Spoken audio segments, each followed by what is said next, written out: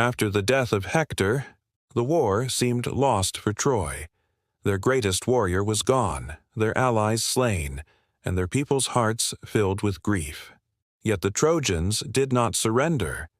Behind their mighty walls, King Priam still held faith in the gods, and the people of Troy still hoped the Greeks would one day sail away. Meanwhile, in the Greek camp, sorrow and fate intertwined. Achilles, though victorious, had sealed his own doom. For killing Hector had angered the gods, especially Apollo, who had guided Paris's arrow when the time came. In one final, fateful battle, as Achilles charged into the fray, Paris shot an arrow, guided by Apollo's hand, that struck Achilles in his one vulnerable spot, his heel. The greatest warrior of Greece fell, and the world wept. His death marked the end of an era.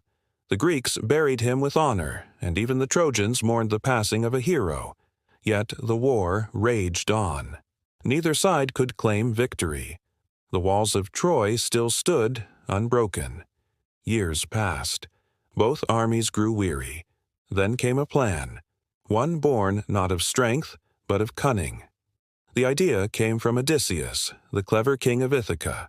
Realizing that brute force could never breach Troy's defenses, he devised a trick that would change the course of history. The Trojan horse. The Greeks pretended to abandon the war. They burned their tents, sailed away from the coast, and left behind a massive wooden horse, a gift, they claimed, to honor the goddess Athena and ensure their safe return home. But inside the hollow belly of that horse hid a small group of Greek warriors, including Odysseus himself. When the Trojans discovered the deserted beach and the wooden horse, debate filled the city. Some believed it was a trap. The priest Lycaon even warned them, crying out the famous words, "Beware of Greeks bearing gifts." But fate had already chosen Troy's end. As Lycaon spoke, serpents rose from the sea, sent by the gods, and strangled him and his sons. To the Trojans, it was a sign that the horse was sacred. With rejoicing, they dragged the giant horse into the city. That night, as Troy celebrated its supposed victory, the Greeks hidden inside waited for the signal. When the city slept, they crept out, opened the gates, and let in the rest of the Greek army which had returned under cover of darkness.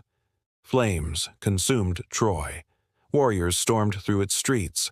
The old king Priam was killed at the altar. The women and children were taken as slaves. The proud city that had withstood 10 years of war fell in a single night.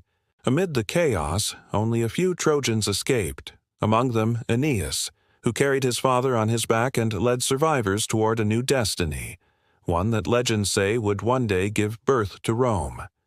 The Trojan War was over, but its ghosts would haunt heroes and poets for millennia.